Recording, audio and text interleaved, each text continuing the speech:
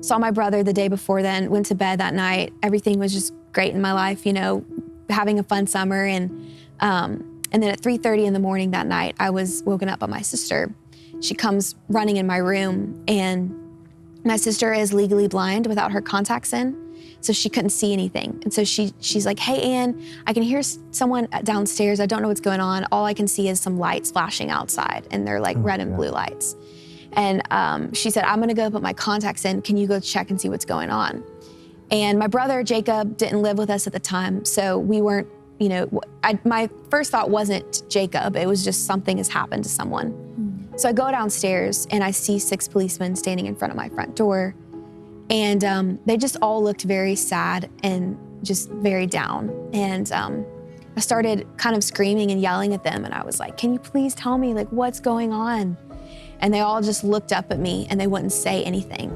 So I remember just thinking what in the world is happening? I don't know what this is. And so then I walk into my living room, and that's when I see my parents. When I saw my mom, I knew that it was really, really bad and something had happened that was just awful. My mom was sitting down on the chair and pulling her hair and screaming, crying, and my dad was weeping. I'd never seen my dad cry, and I was 15 years old. He had never cried before in my whole life. He was just completely devastated, and I just walked up to my dad, and the first thing I thought to ask, I don't know why, but I just immediately thought to ask was, "Dad, is he dead?" And he looked up at me with tears in his eyes, and he said, "Yeah, Ann, Jacob's dead." And I'll never forget that moment. I'll never forget the pain and kind of the shock factor of that. And if anyone listening, if you've lost someone, you know how that feels. It's almost like this immediate shock. You can't even feel anything. You're numb all over. It's denial. How is this true? How is this happening? And that was my very first thought. It was just so sad and awful. But right after that, I remember hearing the voice of God speak to me very clearly. And he said, "Ann, are you gonna trust me or are you not?"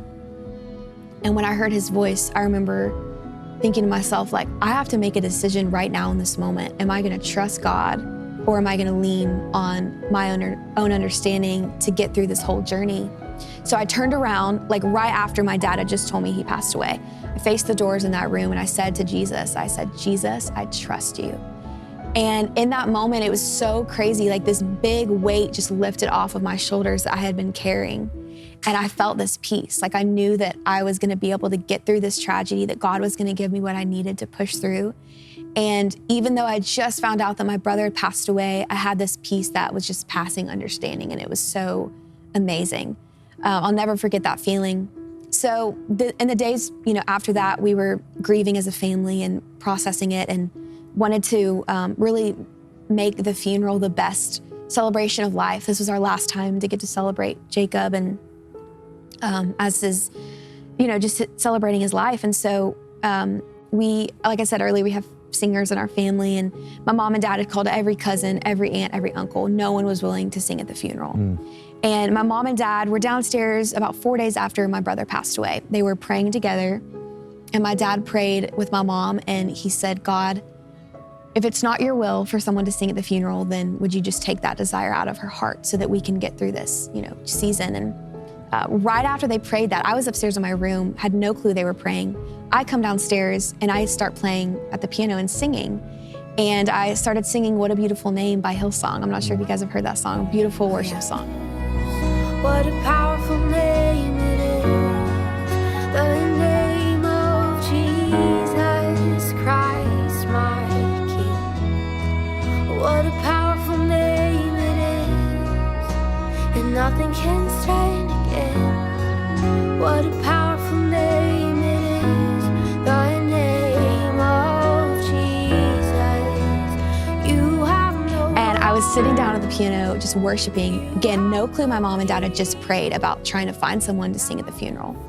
And I didn't think anyone could hear me. So my mom comes running in the room after I finished, and she was just weeping. And she was like, "Ann, we had no idea that you sang. What in the world are you doing?" Oh my goodness. And I was like, "Mom, I don't know what this is. I'm just worshiping God, and really just this kind of worshiping was almost like my medication in a sense. It was what gave me peace and comfort." And So she ends up asking me if I would be willing to sing at the funeral for my brother. And I prayed about it, and I felt like that was what God wanted me to do. So I got some friends together who played guitar and violin, and I played piano. We got together and we sang at the funeral for the first time. That was the first time I'd sang in front of anyone.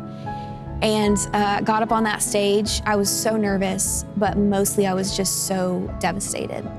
And I remember having a moment where I was sitting on the stage and I was looking at all of these people. There were 1,200 people there. Normally our church, I think it only fit like 800. So people were just like standing all around in the back, in the lobby. And so many people came to celebrate his life. And I just was looking at all these people, and then I was looking at the casket, and I was just so sad. And I remember hearing God's voice again right before I started playing the piano. And he said to me, word for word, "And this is what I'm calling you to do.